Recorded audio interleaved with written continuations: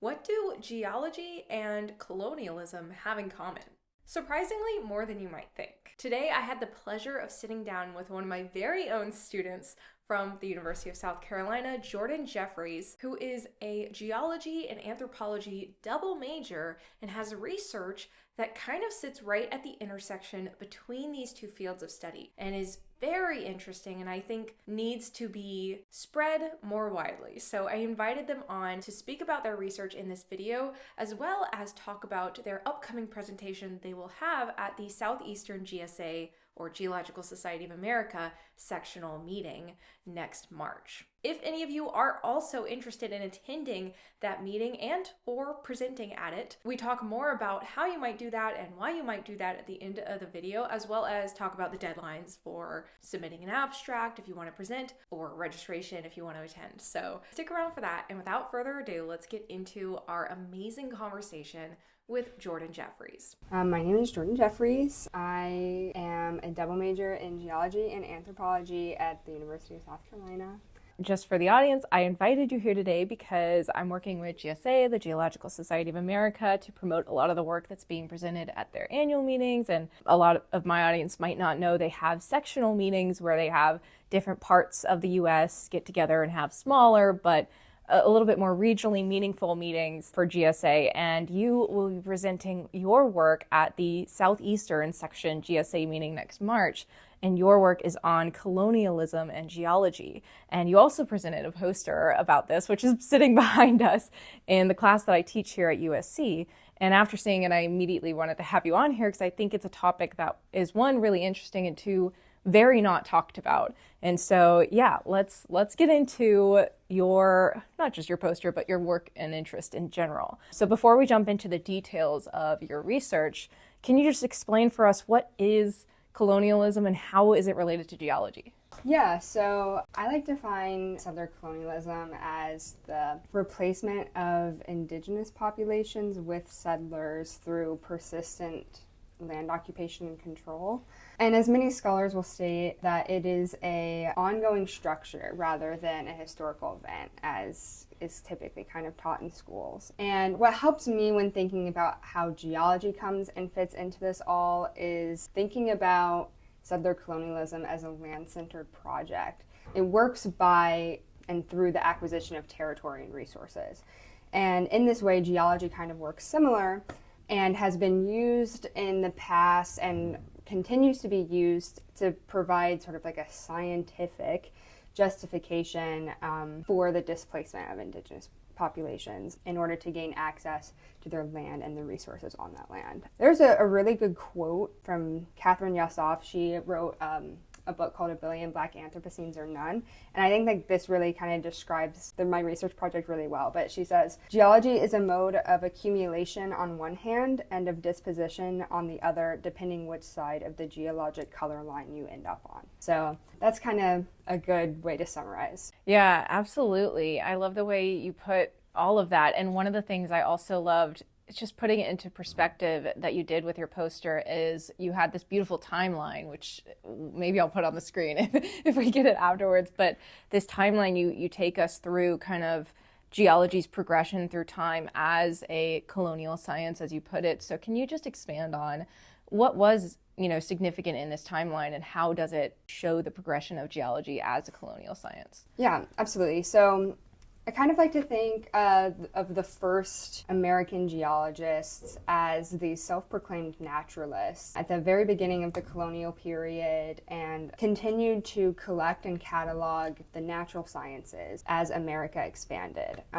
Many of these naturalists, including geologists, would accompany military campaigns, especially during kind of the Manifest Destiny time period as people were heading west, and were kind of aiding in this forceful and violent removal of indigenous populations off their land. This is really when they started geologic mapping, which is really foundational for geology as a science, and their aims were to map these kind of promising landscapes and look for different areas that might have plentiful resources to collect. In doing this, geologists kind of came up with this scientific justification that different landscapes needed civilized settler control in order to properly thrive.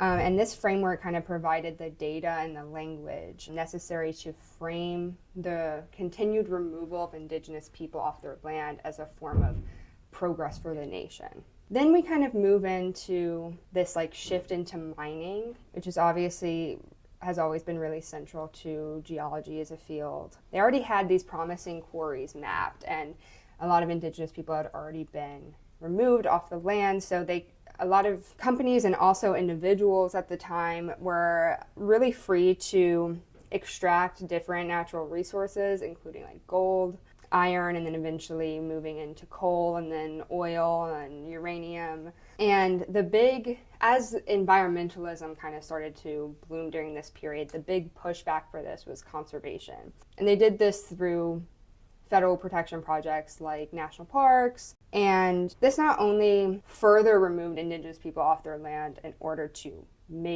set that land aside for federal protection, but also kind of set this standard and policy for environmentalism that the preservation of humanless landscapes is more important than prioritizing indigenous ways of life and their connection to that land. And then I think that this kind of precedent that geology has set is just continuing on today. And as we'll talk about later, I think it just continues to perpetuate the same patterns with the energy transition. Yeah, and we'll get into the energy transition, but I do want to highlight a couple things you said there, because as I talk a lot on my channel about how geology is not just rocks or just oil and gas, it's earth science, and that encompasses a lot of environmental fields, and that is something I use a lot to try and get people into the field because they aren't aware of that. But I think it's so interesting what you're talking about, because there's a lot of even environmental policy that sounds friendly, it sounds green, it sounds good, but it also displaces these communities, and we don't often think about that. And there are some ways in which it is really good, right, but there are, obviously, there are negative impacts as well, and we often don't think about that because we just see, oh, good, okay, cool. So I think that's a really interesting thing you highlight.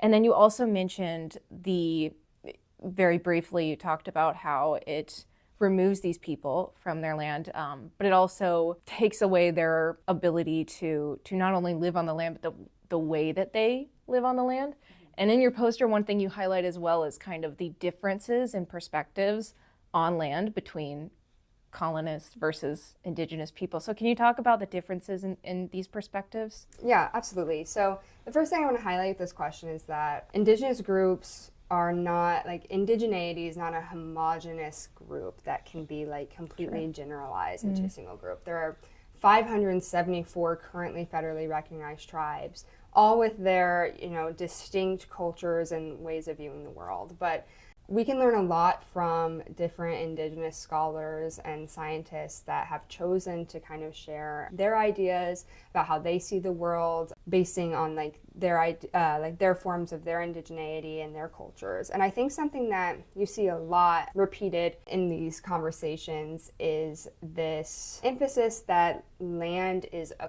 living cultural entity that really thrives off of human connection, responsibility and reciprocity.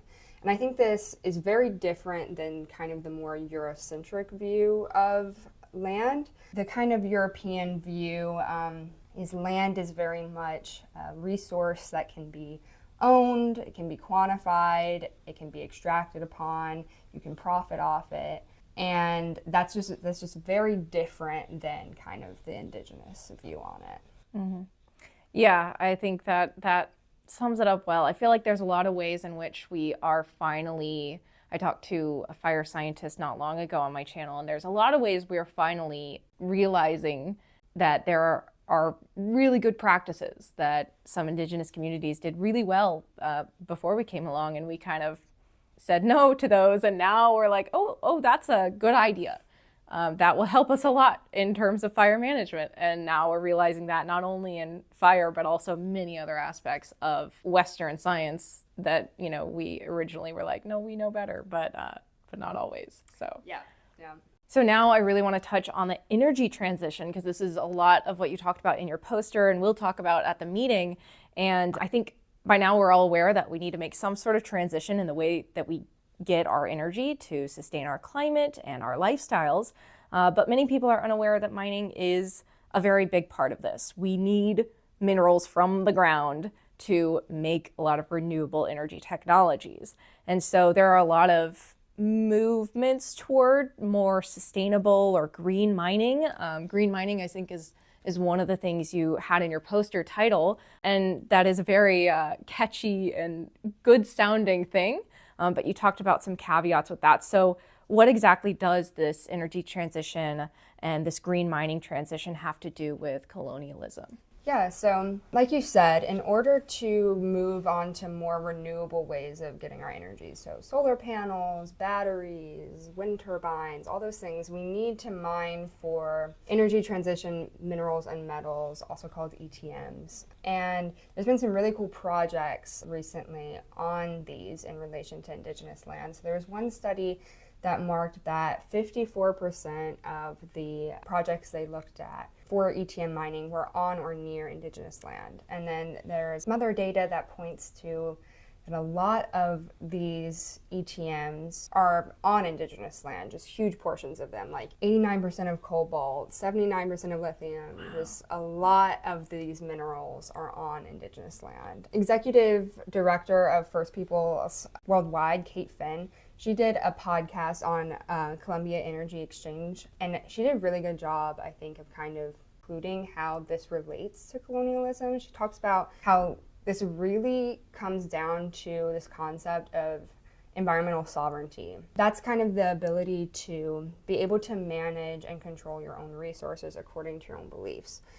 And that as more institutions are going to be pushing for these mining projects on Indigenous land for these ETMs, there are definitely concerns for environmental sovereignty of who has control of these resources and like who owns them. And as I talked about in the timeline, this is not new. Indigenous lands have been exploited for other types of energy resources like coal and oil. And I think that with the energy transition, we're really looking ahead and looking at ways that we can look to progress our world. But I fear that we may repeat these same colonial institutions as we try to move on to this better world. So I think we really need to emphasize that like progress can only be progress if it's actually progress for everyone. Yeah, I think that's a wonderful point about our progress needs to be progress for everybody.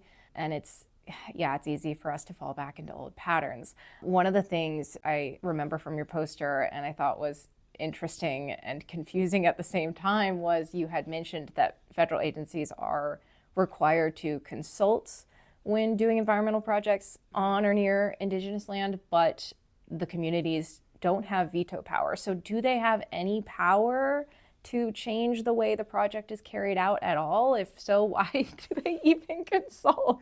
Yeah. I think that's crazy. Yeah, it's really, really complicated. But when it comes to federal agency consulting with mining projects, it's going to come down to the National Environmental Policy Act, or NEPA. The way that law works is it requires federal agencies to conduct consultation through a public comment period. So tribes can express their concerns on public comment period, and through that law, the federal agency must take those concerns into consideration. However, the law does not state that those companies have to choose a plan to actually act out on those considerations. They only have to consider them.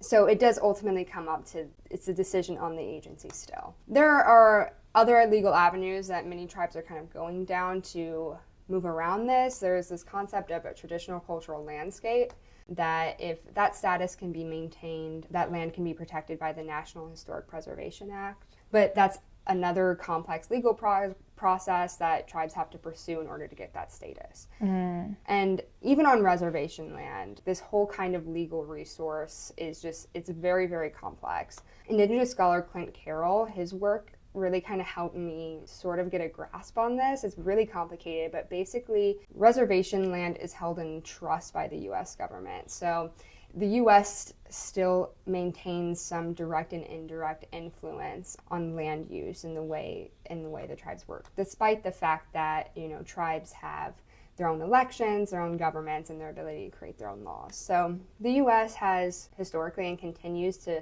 sometimes prioritize development over cultural concerns. And the Bureau of Indian Affairs is also a federal agency that works to kind of manage this interested land for Indigenous people, and their bureaucratic oversight has even been interpreted as encouraging activities that result in profit. So indirectly pushing for things like mining, even if it isn't in a traditional cultural concern. So this conversation has really demonstrated that the energy transition, while it's necessary and, green mining is still a good progression for us to make. We need to switch from our traditional mining practices to looking for minerals that will help us transition, which are ETMs, the energy transition minerals and metals that can help us build renewable energy technologies. And we really need to do that, in a more intentional way. And we are moving toward that. But again, this conversation also really emphasizes the side effects that can happen due to, any mining practices, but the ETM mining especially. So it really emphasizes that we need to think about not only doing that, but how and where we're doing that as well. So what steps can geoscientists, particularly those working in the mining transition, do to minimize the environmental and cultural impacts of their work on these communities? Yeah, so I think whether geoscientists are actually working in the field for these companies during these mining projects, or whether they're doing kind of more on the research side, I think it's really important for geoscience to kind of take a step back and really critically look at their work. What are our methods? Who's my project for? How did I get these samples? And just kind of sitting with this idea of how am I perpetuating settler colonialism?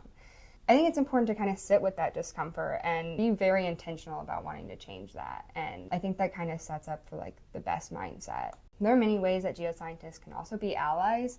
Max Libron is an Indigenous scholar who really has put a lot of emphasis on things like data and sample repatriation, and also collaborative project designs that are done with, by, and for tribes. I also think on an education side, there's a lot that geoscientists can do about teaching about what is environmental sovereignty and why is this important to people?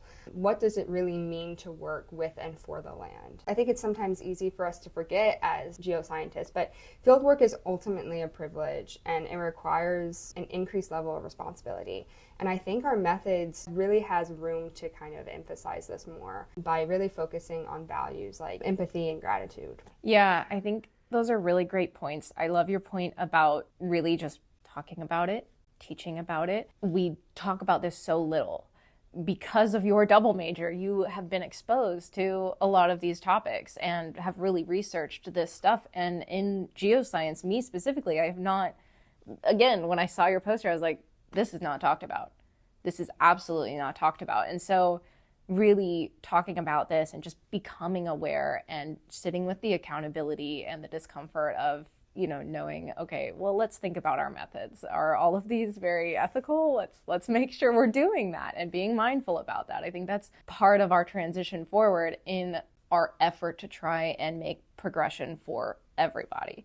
So I think that's definitely just such an important part is, okay, first let's become aware, and then once we're aware, let's make others aware, and then we can try and address it. So I think that's a great point. So with that in mind, how do you think public engagement can be leveraged to raise awareness about these challenges, and are there specific strategies that are most effective in fostering meaningful dialogues and collaborations among researchers, policymakers, Indigenous communities, and the broader public?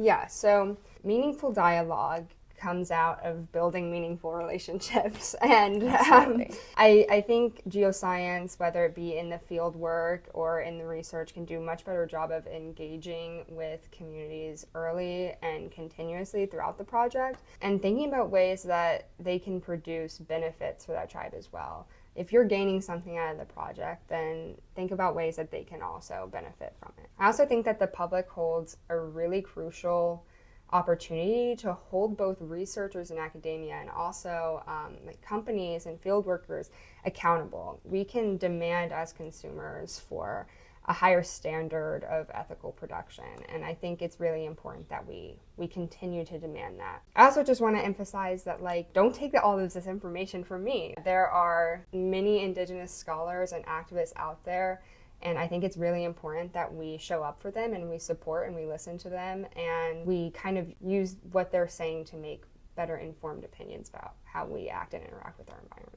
Yeah, I think that's a really great point about making relationships. That is such an important thing that I think maybe some of us don't even like realize is an option, but I think it's a really great point. And there are, you know, not only opportunities to make relationships with those communities, but also other like Indigenous scientists that we just had one visit our department, which was really super insightful and really brought home that message of like, think about what you're doing, think about why you're doing it, who is it benefiting, and think about ways that that can be more encompassing. And so I think that was a really good message. And so what, from this whole conversation, what is a key message you want the audience to take away? I have two main key messages. So my first one is that I just want to re-emphasize that as geoscientists, researchers, and field workers, like, it is our responsibility to confront these colonial legacies and think about what they mean. And I think we should be held accountable for the ways that our work impacts land and the communities that live on it. I also just want to emphasize that there is room in geology to have these conversations. I think so often that having these conversations can seem as, you know, like more of a social science thing or kind of pushed to the side in kind of the natural sciences realm. But talking about this and having these conversations is an important way of doing geology and being geoscientists. And I don't think that should be overlooked in the natural sciences. And just because we're studying the inhuman and, you know, rocks and formations, it doesn't mean that our methods can't reflect human connections and values. And Absolutely. I think that's just very important to keep in mind for geoscientists. Yeah, absolutely. I love that message. And then what are some ways that viewers can support or advocate for more equitable and sustainable approaches to the energy transition? Yeah, so I think, honestly, some of the best things that we can do is staying informed. So anyone can make public comment on NEPA projects. And oftentimes, the projects that do get more public attention are the ones that ultimately make changes to the plans. I didn't know that. Okay. But yeah, anyone, during public comment period, anyone can express their concerns to these companies. I also think that this is a really good time to emphasize voting. When you're looking at these kind of land rights issues, they're dealt with on a regulatory and sub-regulatory basis, meaning that the law is interpreted by federal agencies whose leaders are ultimately put in place by the current administration. So they change every administration, who's interpreting and running these things. So although it's not something that many people think about when they go to cast their vote, I think it's important to kind of think about, you know, who might be the next Secretary of Interior? Like, what are their values? Like, who might be in charge of this? I think it's often overlooked when we think about, like, who's going to be the president. Yeah, but those absolutely. things are really important for kind of like day-to-day life after the election's over. Yeah, absolutely. Well, thank you so much for this input. I do have one more secret end question that I didn't think about till now, so sorry about that. But you are currently an undergrad student here at USC, and you will be presenting your work at the sectional GSA meeting. And I'm curious, for any student out there who's listening who maybe has never presented at a meeting before but might be interested, this is kind of one of the smaller ones to start with. I know you've presented before, but do you have any advice for maybe that student that might be interested but is hesitant on presenting? Yeah, I completely understand the hesitance. It's scary to, you know, really put your foot in the door when, like, you're going to be surrounded by professionals. But honestly, especially in areas like the Southeastern meeting, it's going to be really low stakes. Like when I presented last year, everyone was just so welcoming and just so supportive. It's really relaxed and just kind of like people want to know what you're working on. And so I think if you're on the fence about it, you should totally do it. I think it's a great way to kind of move forward in your career and kind of gain that experience. Yeah, absolutely. And I totally agree with what you said. I remember as an undergrad being really nervous, but everybody, even the very, very high up professionals are there to support students. Most people really, really want to help students to succeed and move forward with what they want to do with their research. And so even if you think your presentation sucks, or maybe you're presenting something that you don't want to be your long-term research, it's still a great opportunity to get that experience and that networking, and then you can move to different fields later. Especially if you're an undergrad, it's very early on. You don't have to have any sort of research field worked out. But I think it's a really, really good experience. And I think, like Jordan said, it is absolutely, people are there for you. They want to help you, and you get to see all of their amazing work, which is really fun too. So there are a lot of fun parts about meetings that people don't talk about, but it's not all presenting and scariness. It's a lot of fun, and I encourage you all to go. The abstract deadline at the time that I should get this edited and posted by, I think it's about a week from today. It is December 17th, 2024 for the Southeastern GSA sectional meeting. And that meeting will take place in March of 2025. So if you want to present there, the abstract deadline is December 17th. If you just want to attend, the registration deadline is sometime in like January or February. I don't know, not yet. So the abstract deadline is coming soon. I highly recommend you guys submit an abstract and present. If you do, maybe you'll see me. I'll be walking around trying to film posters. So I might ask you to be on GeoGirl. But yeah, I hope you guys will submit. And thank you so much again, Jordan, for all of this amazing insight. It was really, really amazing to have you on. And I think this is such a cool, new, different perspective to have on the channel, but is so relevant to geology. So thank you for that. Yeah, no, thank you for having me.